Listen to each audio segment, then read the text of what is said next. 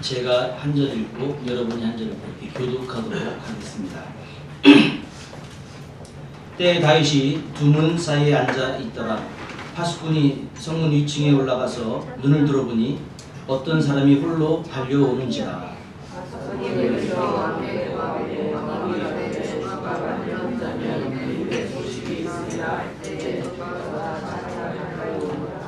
파수꾼이 본즉 한 사람이 또 달려오는지라. 파수꾼이 문지기에게 외쳐 이르되 보라, 한 사람이 또 혼자 달려온다 하니 왕이 이르되 그도 소식을 가져오느니라.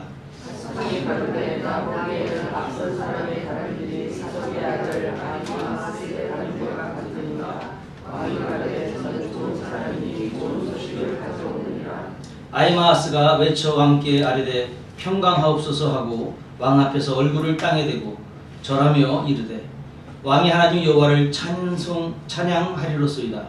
그의 손을 들어 내 주 왕을 대적하는 자들을 넘겨주셨나이다 하니 왕이 아뢰되 그는 압살롬이 잘했느냐. 아히마아스가 대답하되 요압이 왕의 종 나를 보낼 때에 그의 소동하는 것을 보았사오나 무슨 일인지 알지 못하였나이다. 왕이 이르되 물러나 거기 서 있으라매 물러나서 서 있더라.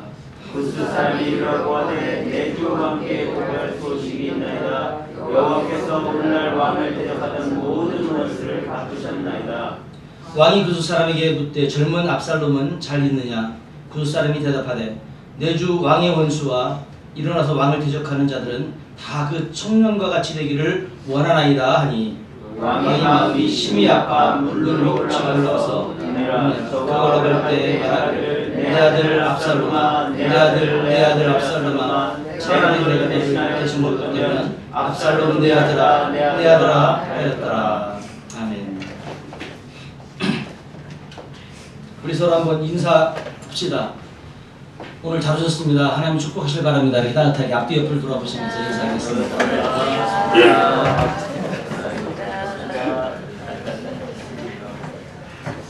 예, 반갑습니다.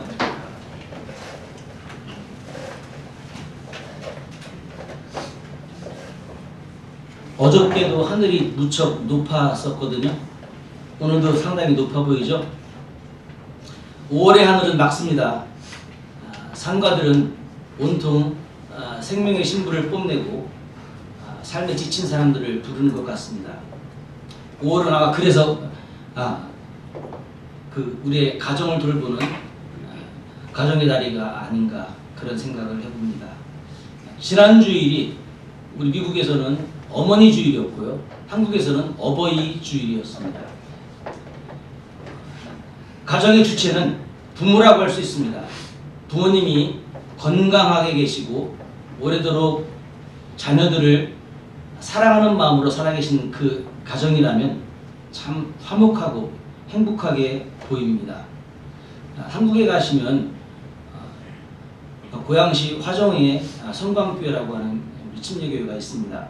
그 교회 담임 목사는 유관재 목사인데 저하고는 둘도 없는 친한 친구입니다. 근데 얼마 전까지만 해도 4대가 함께 사는 다복한 가정이었습니다. 바로 그의 그 할아버지였던 유태근 목사님, 또 그 아버지인 유병기 목사님, 또 본인 유관재 목사, 또 유관재 목사 아들 지금 신학생입니다. 그렇게 4대가 함께 모여 정말 아주 다복한 그런 모습을 보여주는 그런 가정이었습니다. 저는 아이들을 키우면서 아이들이 성장하는 그런 과정들을 지켜보면서 저희 부모님의 마음을 조금은 이제 알아지는 것 같아요. 처음에는 전혀 몰랐었는데 자녀들을 키우다 보니까 부모님이 이런 마음이었었겠구나 이런 생각들을 많이 해보게 됩니다.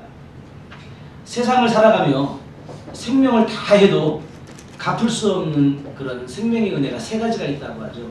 첫째는 하나님의 은혜이죠. 하나님의 은혜. 두 번째는 부모님의 은혜이고 세 번째는 스승의 은혜라고 합니다. 한국에 있을 때 TV 프로 가운데 TV는 사랑을 싣고라는 그런 프로가 있었어요. 여러분이 많이 보셨을 겁니다만 거기 보면 유명한 사람들이 나와가지고 헤어져서 다시 보고 싶은 사람을 이렇게 만난 그런 이야기를 보여주고 있는데 다른 그렇지 않지만 대부분의 경우가 초등학교, 중학교, 고등학교 은사님, 담임 선생님들을 찾고 싶다는 그런 얘기들이 많이 있어요.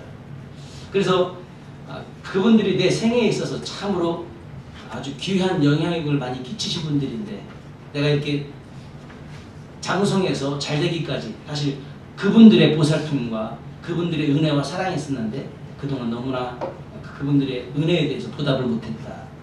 그래가지고 그분들을 이렇게 힘들게 찾아서 만나면 그 앞에서 큰 절을 올리면서 막 대성통곡을 하는 그런 모습들을 많이 봤습니다. 바로 그만큼 스승의 은혜가 크다는 이야기겠죠. 스승의 은혜가 그만큼 클진데 우리 부모님의 은혜는 말해야 말할 것이 없을 것입니다. 왜 부모님의 은혜, 스승의 은혜는 갚을 수 없다고 얘기합니까? 그 이유는 한 가지라고 생각합니다.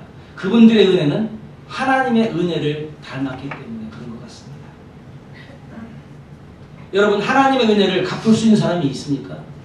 우리가 정말 하나님 섬긴다고 교회를 섬기고 여러 가지 봉사일을 하고 전도도 하고 뭐 수많은 일을 한다 할지라도 하나님의 은혜를 갚는다는 것은 사실 언간생심이죠.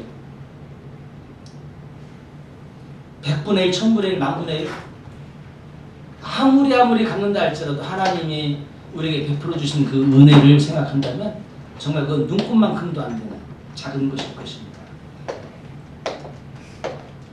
마찬가지로 부모님의 은혜와 스승의 은혜 역시 우리가 정말 갚는다고는 하지만 너무나 작은 부분일 것입니다.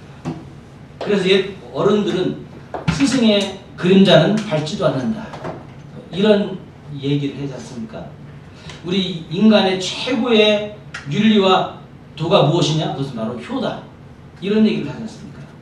하지만 요즘 사회가 점점점 개인주의화 돼가면서 이 효의 개념이 조금 무너지고 있는 것이 참으로 안타까운 우리 세태의 모습이라고 볼 수 있습니다. 그런 어떤 쓰라린 마음을 가지고 오늘 본문으로 돌아가 보려고 합니다. 오늘 본문에서 다윗은 자기의 사랑하는 아들 압살롬이 죽었다는 이야기를 들으며 너무너무나 괴로워하고 통곡하는 그런 모습을 우리에게 보여주고 있습니다. 내 아들 압살롬아, 차라리 내가 너를 대신하여 죽었더라면 이러면서 자식의 죽음에 대해서 막 땅을 치면서 애곡하는 그런 모습을, 그런 아비의 모습을 여기서 보여주고 있습니다. 성경을 여러분이 보셨으니까 이게 어떤 내용인지 아실 것입니다. 이 압살롬이 어떠한 자녀입니까? 한마디로 불효막심한 폐역무도한 정말 압살롬이죠. 그렇죠? 압살롬이에요, 정말. 그는 아주 준수한 외모를 가졌습니다. 그리고 모든 사람들이 부러워할 만큼 아주 흑발을 휘날리는 그런 긴 머리털을 갖고 있었습니다. 성격도 아주 쾌활하고 모든 면에 있어서 정말 괜찮아 보이는 그런 청년이었습니다. 하지만 여러분, 압살롬이 갖고 있는 그 모든 것 한번 생각해 보십시오. 이것이 자기가 잘나서 그렇게 된 것입니까? 부모님께로부터 다 물려받은 것이죠. 그의 외모부터 시작해서 성격부터 그의 휘날리는 흑발, 그 모든 것이 부모님이 그냥 물려주신 거예요. 자기는 받았을 뿐이에요, 그냥. 그런데 그런 외모와 그런 성격에 비해서 그는 너무나도 악한 사람이었다는 겁니다. 부모가 좋은 것을 물려주었음에도 불구하고 그는 도저히 사람으로서 상상할 수 없는 끔찍한 짓을 자기 아버지에게 행했던 그런 아들입니다. 오늘 사건을 이야기하자면 사실 사무엘하 10장 그 이전부터 거슬러 올라가야 됩니다. 우리가 구약 성경 읽기를 쭉 하셨기 때문에 대충 흐름을 아실 겁니다. 바로 사울이 죽고 난 다음에 이스라엘의 왕이 된 다윗은 계속 정복 전쟁을 벌여나가게 됩니다. 그래서 주변에 있는 여러 나라들을 차례차례 굴복시키고 정복해 갑니다. 지금까지 전쟁이 벌어지면 다윗은 앞장을 섰고 그때마다 백전백승하는 용맹스러운 장수였습니다.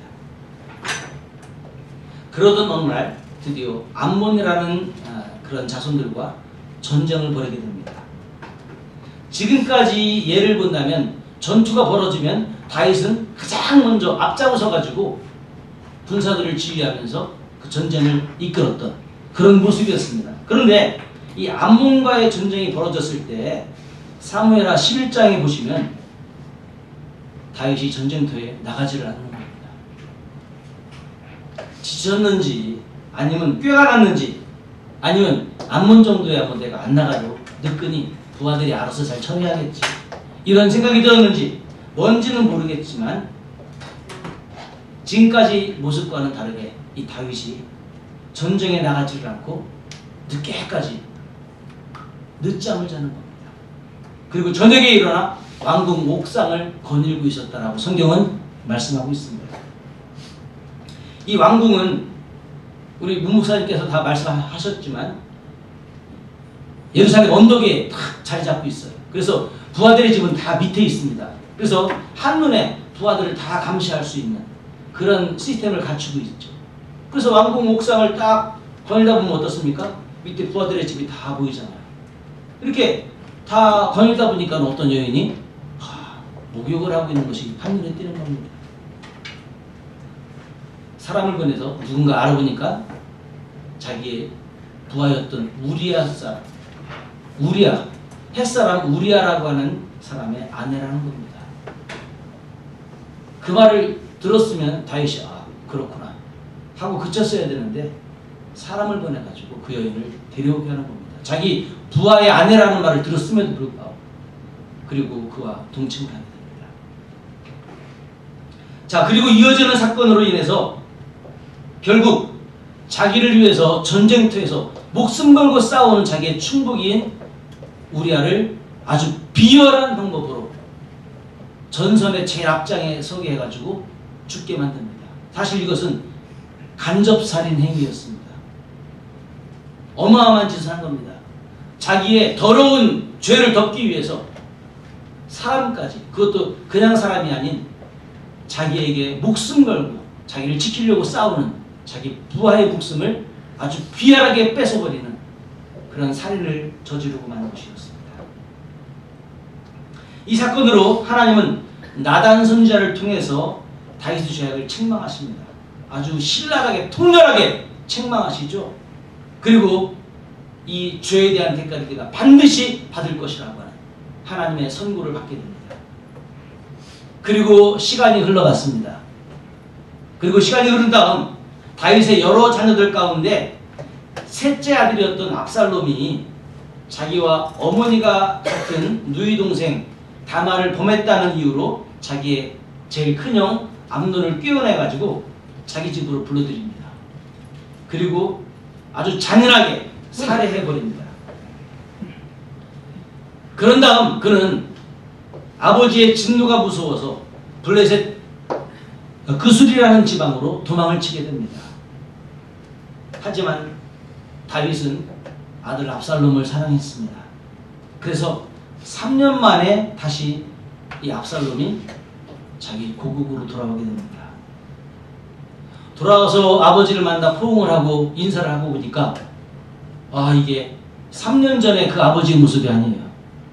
3년 전만 해도 아주 이렇게 손을 탁 잡으면 손에 힘도 있었고 뭔가 무직하고 눈에 총기도 있었는데 3년이 지난 다음 돌아와 보니까 아버지의 눈에서 총기가 사라져버리고 손에 힘도 없는 겁니다.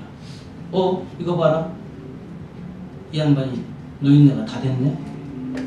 야, 이거 잘하면 내가 아버지 자리 뺄 수도 있겠는데? 이런 생각을 하게 되죠. 그래서 아버지의 사랑으로 고국 땅에 돌아왔지만 그는 그 기회를 쿠데타의 기회로 삼게 됩니다. 그래서 그는 서서히 사람들을 끌어모으기 시작합니다. 은밀하게 사람들을 끌어모으고 백성들의 마음을 도둑질을 합니다. 아버지에게 재판을 받으러 오면 중간에 야 우리 아버지 피곤하시니까 내가 다 알아서 할게. 그래가지고 자기 마음대로 막 판결을 하는 겁니다. 그리고 마침내 그는 칼을 들어 아버지를 죽이겠다고 군사들을 모아 왕궁으로 쳐들어가게 됩니다. 생각지도 못했던 일이 발생하게 되었죠. 다윗은 너무나 급작스럽게 이런 일을 당하게 되고 너무나 다급한 나머지 얼굴을 파묻고 신발도 신지 못한 채 슬피 울며 도망가듯 성을 막 황급히 빠져나가게 됩니다. 그리고 왕궁을 탈취한 압살롬은 아버지가 총애했던 후궁 10명과 함께 백주 대낮에 동침을 하는 이런 끔찍한 일을 벌이게 됩니다. 바로 이 일을 통해서 선임 왕의 권세를 땅에 무너뜨리고 자기의 권세가 얼마나 큰지를 보여주면서 그런 어떤 일을 보여주기 위해서 이런 폐용무도한 죄를 그는 범하고 말았습니다. 그리고 군사를 다 모아가지고 다윗을 추적하는 겁니다. 다윗을 죽이기 위해서 자기 아버지를 죽이기 위해서 숲속 곳곳을 찾아 헤맵니다. 자, 이런 가운데 하나님께서 다윗에게 마지막 은혜를 베푸십니다. 그래서 다윗은 군대를 다시 재정비하게 되었고 마지막 자기 아들과 최후 일전을 벌이게 됩니다. 바로 출정을 앞둔 장수와 그런 군인들을 다 불러 모아놓고 다윗이 마지막 연설을 합니다. 자, 여러분이 다윗이라면 어떤 연설을 하겠습니까?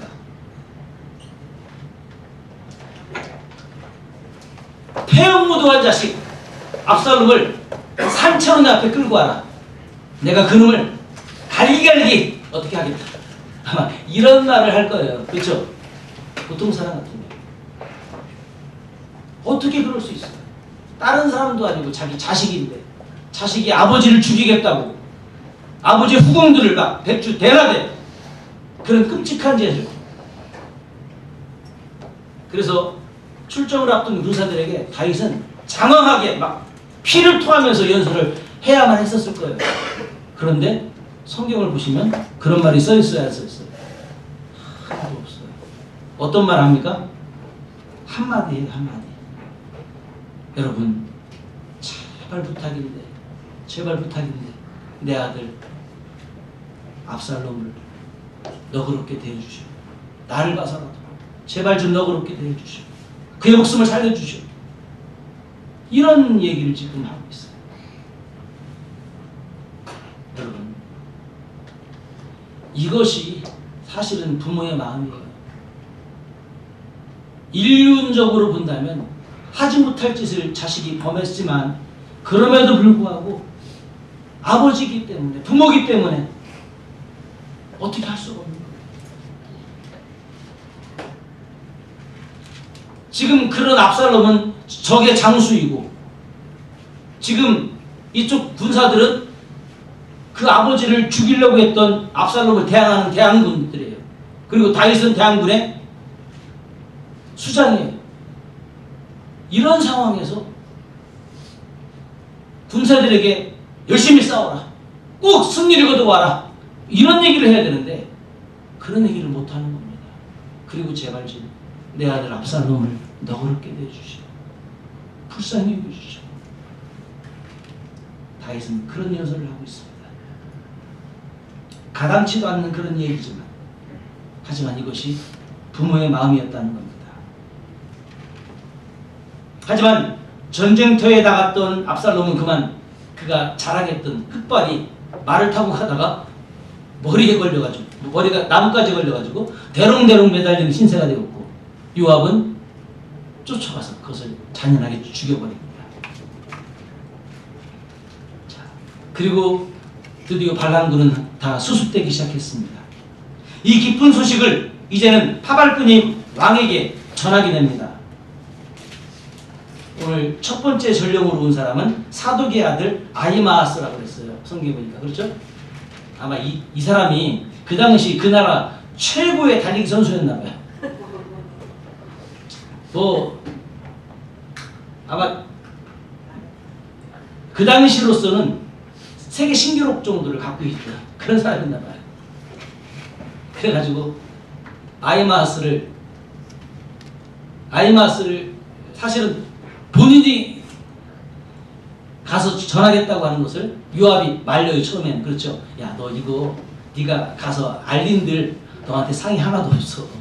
지금 왕의 마음이 어떨 줄 알고 네가 가서 이 소식을 전하겠다는 거냐.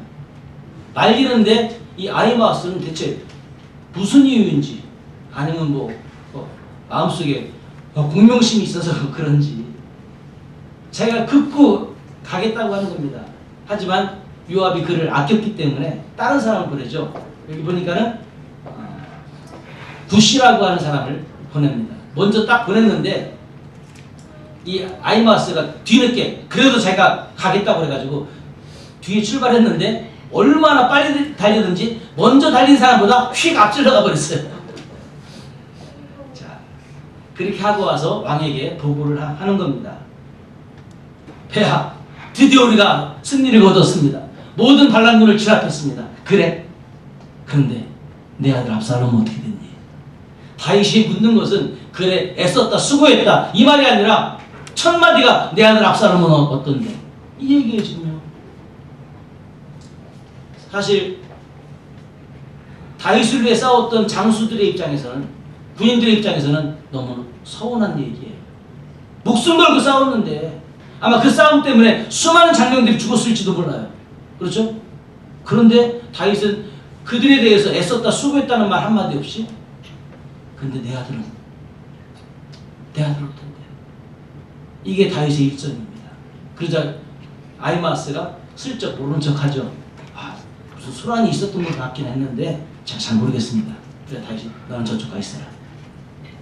두 번째 전령이 왔습니다. 이 두 번째 전령은 분위기 파악을 못하는 친구인 것 같아요. 지금 다윗 마음이 어떤지 그런 거 모르고 오로지 승리했다는 그런 기쁨과 즐거움. 왕에게 왕이시여 우리가 승리를 했습니다. 그러면서 막 아주 자랑스럽게 영웅담을 쫙 설명을 하는 겁니다. 그러자 다윗이 또 역시 근데 내 아들 압살롬 어떤데?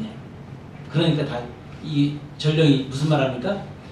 왕에게 대적을 하는 왕을 향해서 내주 왕을 향해서 대적했던 사람은 다 그 소년과 같이 되기를 원합니다.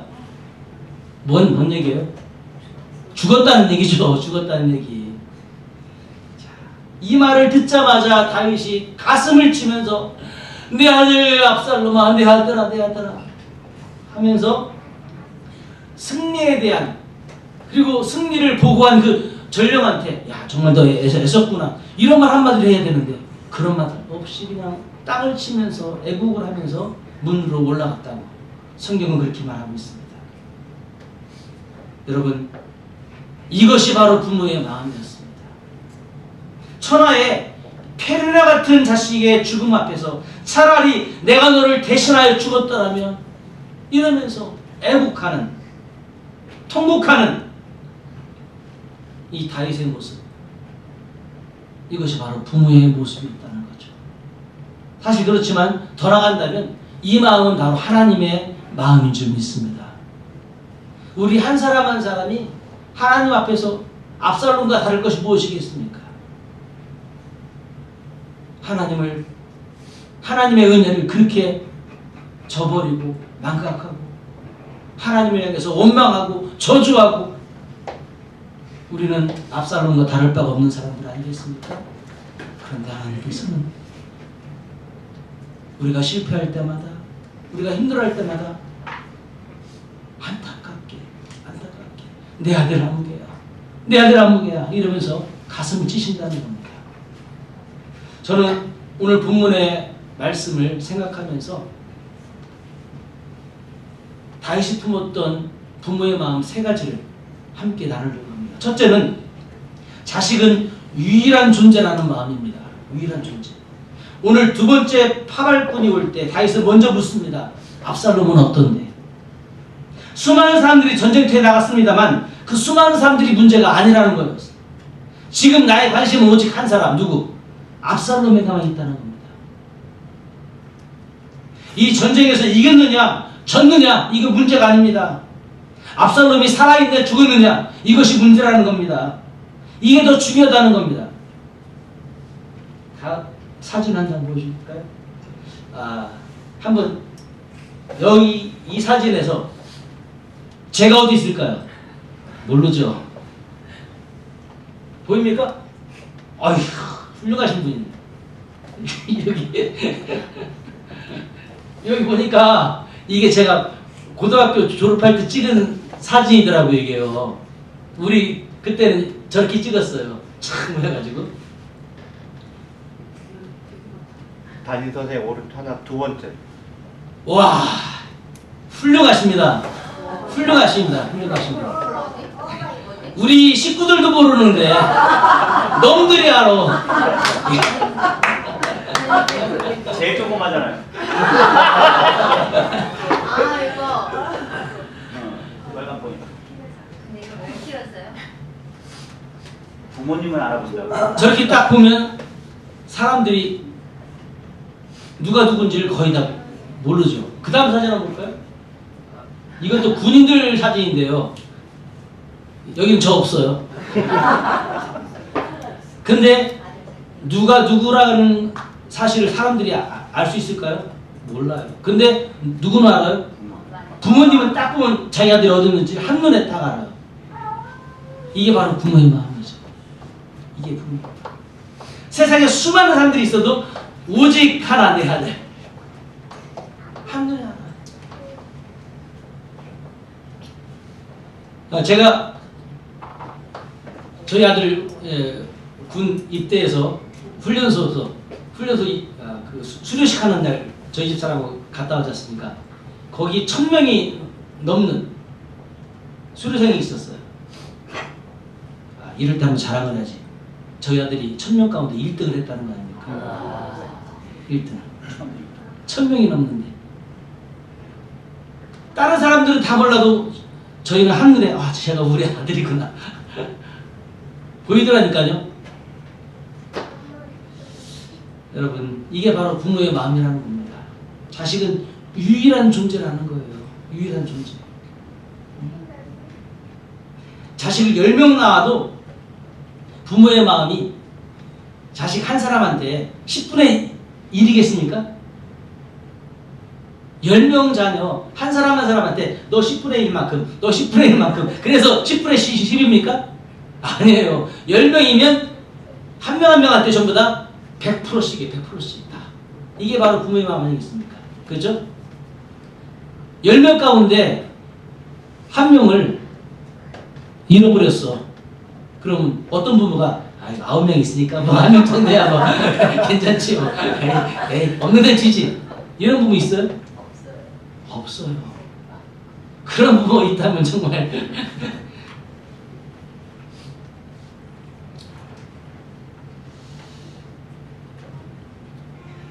우리 주님께서는 말씀을 통해서 이른 양의 비유를 통해서 목자의 마음이 어떤가, 자기 품 안에 있는 99마리의 양도 물론 귀합니다만 잃어버린 그 한 마리의 양 때문에 99마리를 놓고 한 마리를 찾아 나서는, 이것이 바로 주님의 마음 아니겠습니까? 이것이 바로 하나님의 마음 아니겠습니까? 아멘. 바로 하나님께서 우리 한 사람 한 사람을 향해서 보실 때 우리 하나는 유일한 존재라고 하나님 생각하십니다. 여기 뭐 한밀교회 여러 성도 가운데 한 사람, 이게 아니라는 거예요. 하나님 입장에서는 우리 한 사람 한 사람이 유일한 독생자라는 겁니다. 유일한 독생자. 그런 마음으로 우리를 지켜보고 계시고 우리에게 사랑을 쏟고 계시다는 사실입니다.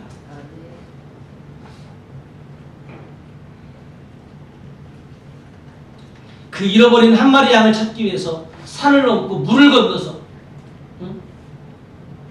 일이나 늑대나 이런 냉수 앞에 부들부들 떨고 있을 그 안타까운 그 마음을 가지고 찾아 나서는 목자의 마음이 우리 주님의 마음, 우리 아버지 하나님의 마음인 줄 믿습니다.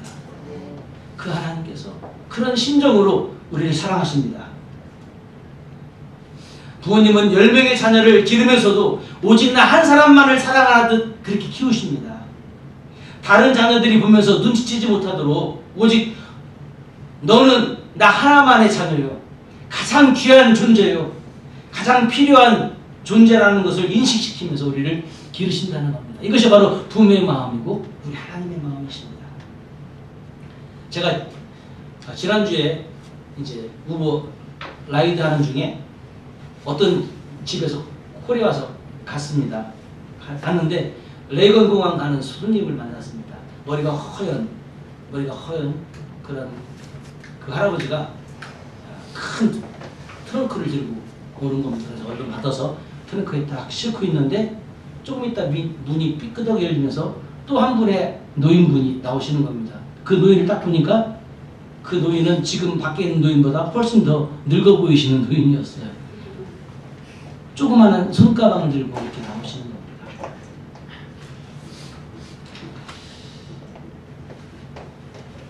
그 후에 이 두 노인네가 제 차 앞에서 둘이 꼭 껴안고 작별 인사를 하는 겁니다.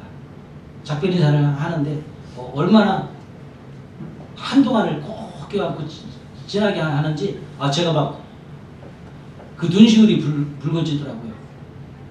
그래서 후에 손님을 태우고 가면서 얘기를 하다 보니까 독일 그 프랑크푸르트에 사는 67세 된 그 아들이 어머니 날을 맞이해가지고 어머니를 일찍 세상에 천국으로 보내시고 홀로 대신 아버지를 만나러 온 겁니다.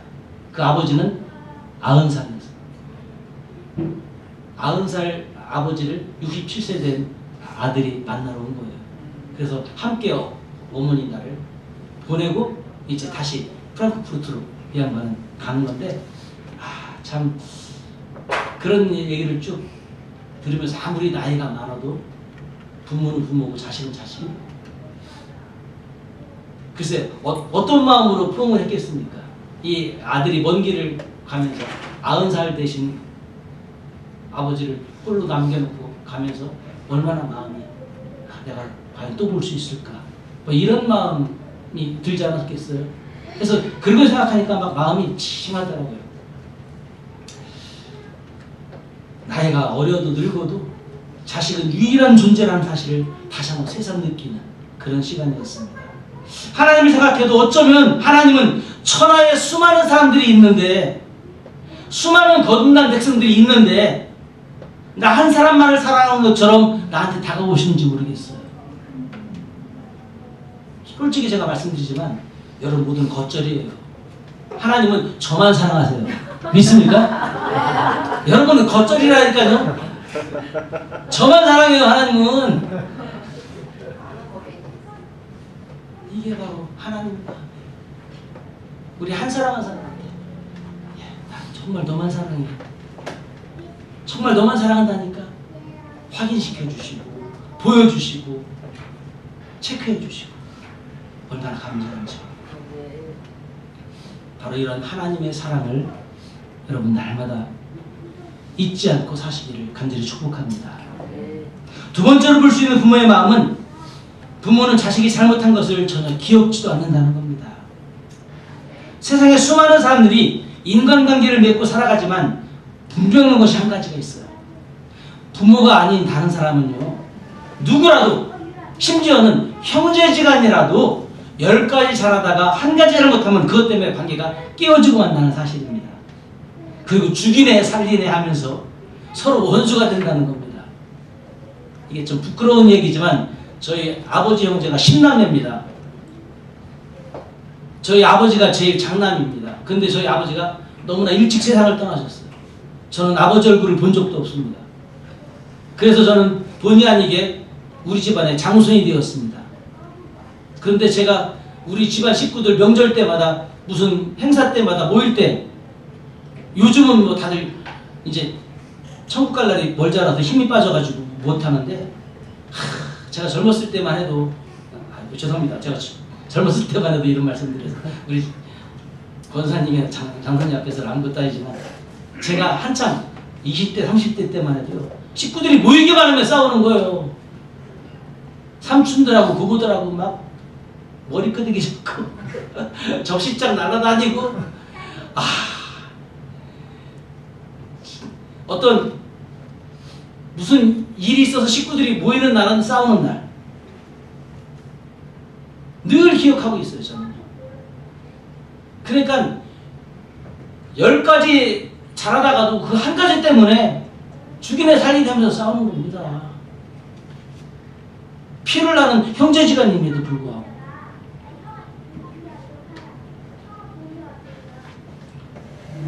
여러분, 이것이 바로 형제관계이고 친구관계이고 이웃관계입니다. 그런데 부모와 자식 간의 관계는 그럴까요? 안 그래요. 100번을 잘못하다가도 한 번만 잘해보세요. 100번 잘못한 거 다 잊어버려요. 부모는 한 가지 잘한 것 때문에 기뻐하고 축복해 줍니다. 이게 바로 부모의 마음이에요.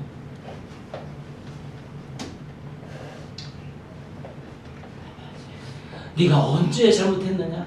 새카맣게 잊어버립니다. 여러분, 압살롬을 한번 객관적으로 생각해 보세요. 압살롬은 이미 죽었었어야 돼. 정말. 압살롬이었어요. 그런 자식이 어디 있겠습니까? 천하의 페르나도 그런 페르나가 없죠. 그런데 다윗은 다 기억지도 않고 있어요. 기억도 안 나. 그냥 철없는 자식, 불쌍한 자식. 사실은 그 자식이 그렇게 된 것이 나 때문이야. 나 때문에. 내가 옛날에 그 죄만 범하지도 않았어도 이런 일 없었을 텐데 나 때문에 내 자식이 죽은 거야. 한때 미국 뉴스 신문에도 막 나오고 했었다는데, 여기 한국에서 이제 여기 미국 와서 살고 있는 우리 교포 가운데 조그마한 아기를 키우는 어떤 아줌마가 이렇게 애 혼자 TV 보고 있는데 밖에서 일을 하다가 그만 애가 이렇게 잘못 땡겨가지고 TV가 애한테 떨어져가지고 애가 깔려서 죽은 얘기가 그때 뉴스에 나왔었지 않습니까? 그래가지고 경찰이 왔는데 이 한국 엄마들의 정서에 의하면 나 때문에 죽었어요. 내가 죽였어요. 내가 죽였어요. 이러잖아요, 이게. 그렇죠? 사실은 엄밀히 말하면 자기가 땡겨가지고 자기가 거기 깔려 죽은 건데, 근데 한국 부모의 마음은 그렇지 않잖아요. 내가 관리만 잘했어도, 내가 잘 지켜보고 있었어도 이런 일이 없었을 텐데, 내가 지켜보지 않았기 때문에 이런 일이 벌어졌다 생각하니까 내가 죽였어요. 내가 죽였어요. 그래가지고 형무소가 뭐 그 이야기가 뉴스에 한참 나왔지 않습니까? 이게 바로 부모의 마음이라는 겁니다. 자식이 잘못했는데도 불구하고 다 내 잘못인 것처럼 느껴지고 생각되어지는 마음. 한국서는 참 살기가 힘들다 보니까 부모들을 막 이렇게 몰래 갖다 버리는 그런 일들이 많이 있었어요. 제가 한국에 있을 때만 많이 있었어요. 그러면 어디 여행시켜드린다고 뭐 이렇게 버스 대합실이라든가 기차 대합실에 딱 모셔다 놓고 제가 표도 끊고 먹을 것 좀 사오겠다면서 주민등록증 다 뺏어가지고서 아들이 가는 거예요. 그냥 놓고 버려놓고.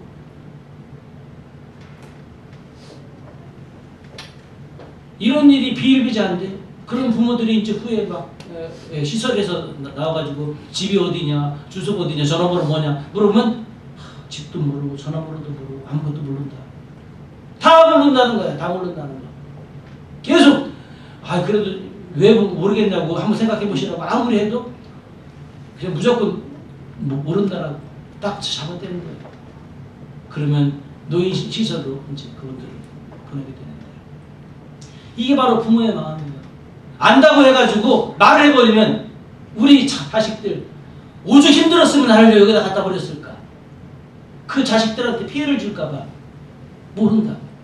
이게 잡아떼는, 이게 바로 부모의 마음이라는 거죠. 그 버림받은 사람들 유형이 틀려요.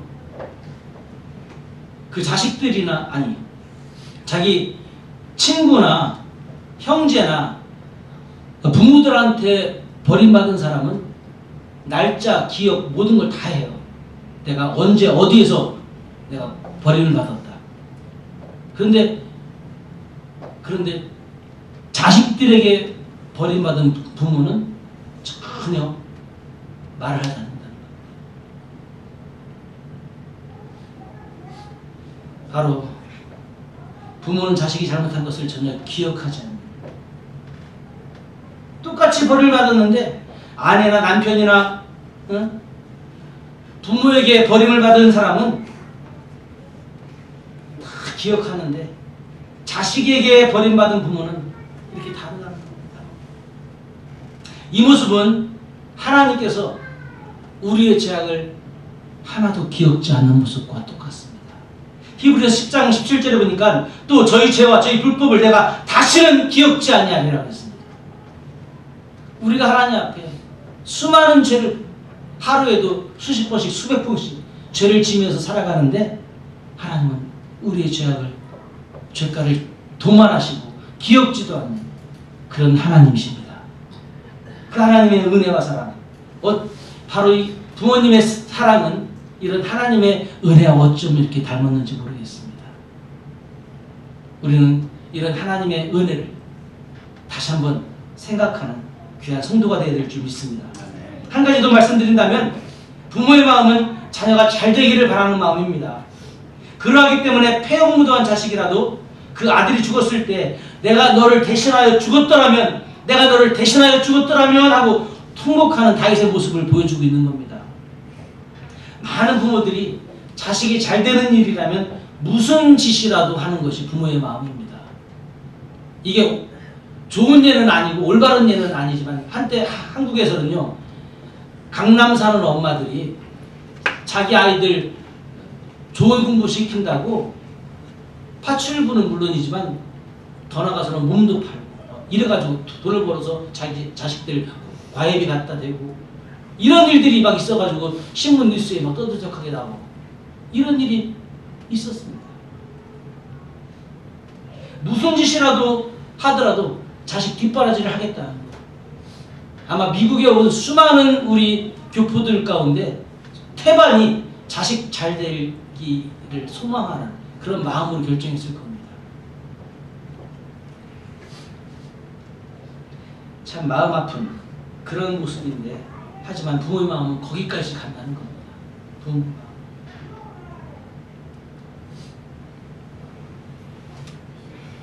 내 건강 잃어버려도 나의 관계 다 잃어버려도 자식이 잘 되는 일이라면 나는 자식을 위해서 기꺼이 무엇이라도 하겠다.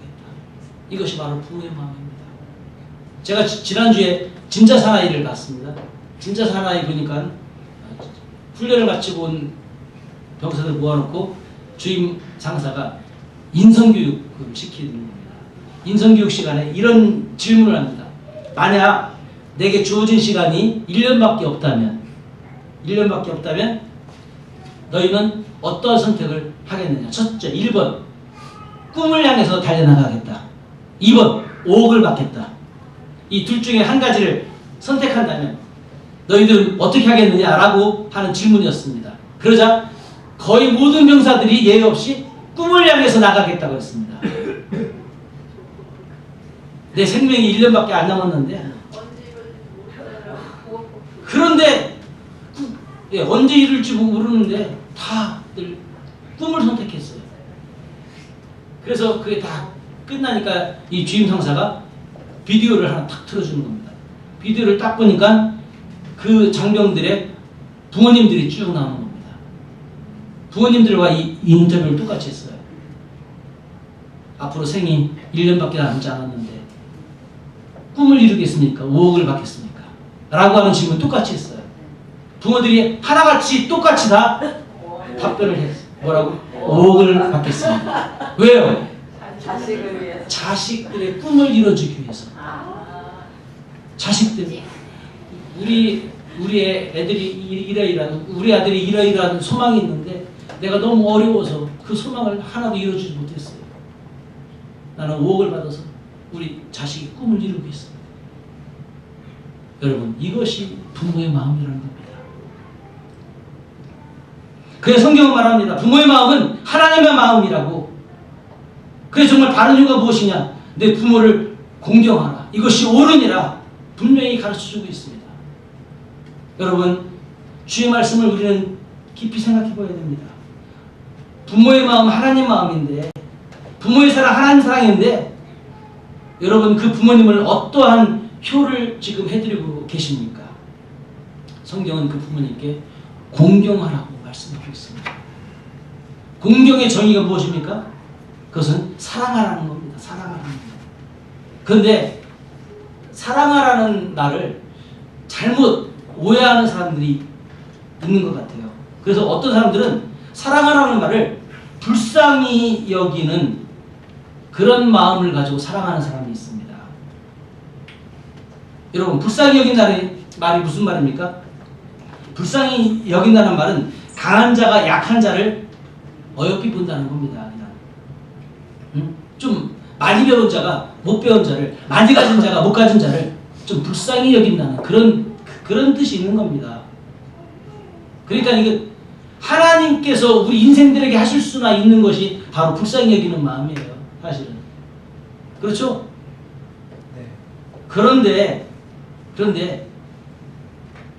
어떠한 자식들은 자기 부모를 이렇게 불쌍히 여기는 자식들이 있더라는 겁니다. 응? 늙었으니까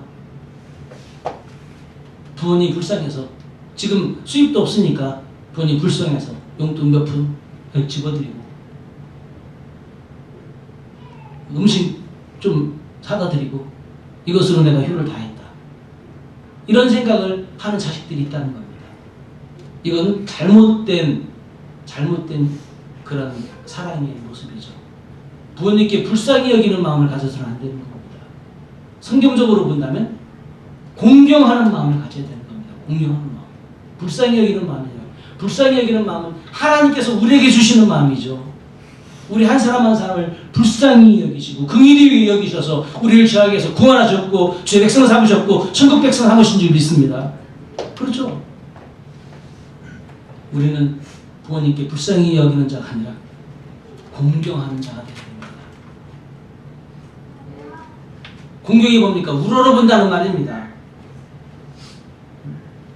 가히 올라갈 수 없는 저 높은 산을 바라보듯이 부모님의 그 모든 것을 그냥 있는 그대로 공경하는 겁니다. 섬기는 겁니다. 우리는 우리 부모님에 대해서 과연 이런 마음이 우리에게 있는가 한번 되돌아봐야 될 것입니다. 성경은 말씀하고 있습니다. 부모님께 공경하는 것은 약속 있는 첫 계명이라고 했습니다. 내가 땅에서 장수하고 잘 될 수 있는 비결, 이게 바로 부모님을 공경하는 것이라고 성경은 말씀하고 있는 것입니다. 형통의 비결, 건강의 비결 어디 있습니까? 바로 그것은 부모님께 효를 다하는 데 있는 겁니다. 부모님의 마음, 하나님 마음.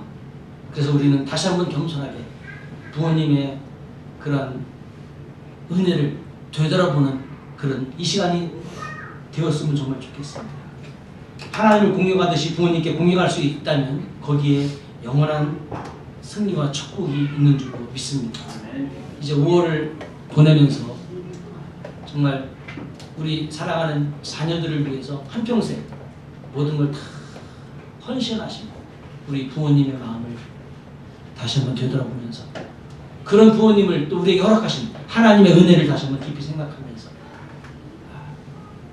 하나님께 부모님께 효를 다하듯 하나님께 효를 다하며 그렇게 살 수 있는 그런 우리 모두가 될 수 있기를 간절히 축복합니다. 우리 제가 한 절 언어드리겠습니다. 이게 뭔지 아십니까? 우렁이입니다. 우렁이. 우렁이 여러분 많이 잡으셨어요? 우리 어렸을 때 논에 가면은 많이 있잖아요. 우렁이가. 그렇죠? 우렁이가 새끼 낳는 거 혹시 보셨습니까? 여러분 보세요. 새끼를 얼로 낳을 수 있겠어요? 새끼를 낳을 곳이 없어요. 그래서 우렁이는요, 제 몸속에 알을 낳습니다. 제 몸속에 알을 낳고 알이 깨어나면 자기의 살을 먹여서 새끼를 기른다고 합니다. 그리고 새끼는 우렁어미에 살을 파먹고 계속 자라다가 혼자 움직일 수 있을 때쯤 되면은 어미 우렁이의 모든 살은 다 없어져 버리고 껍질만 남아서 물에 둥둥둥둥 뜨는 겁니다. 이렇게 우리 부모님들은 당신의 살을 먹이시면서 우리를 사랑하고 기르셨습니다. 또 하나님께서는 이렇게 당신의 살과 피를 우리에게 남김없이 먹이시면서 우리를 구원하셨고 은혜 베풀어 주셨습니다. 그런 하나님의 은혜와 사랑을 이 5월을 보내며 다시 한번 깊이 생각하며 하나님께 정말 효를 다하며 살아가는 저 여러분의 삶이 되기를 간절히 축복합니다. 기도하겠습니다.